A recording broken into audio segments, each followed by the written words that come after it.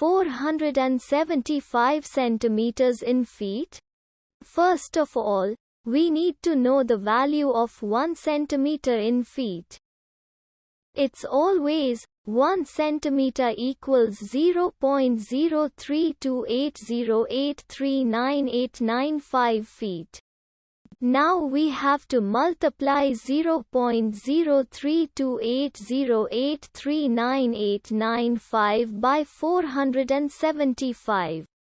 Therefore, 475 centimeters times 0.03280839895 feet equals 15.58398950 feet.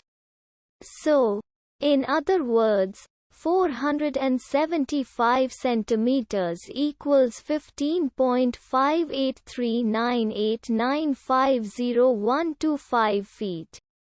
We hope you have enjoyed this video. Please like and subscribe to our channel for more videos like this.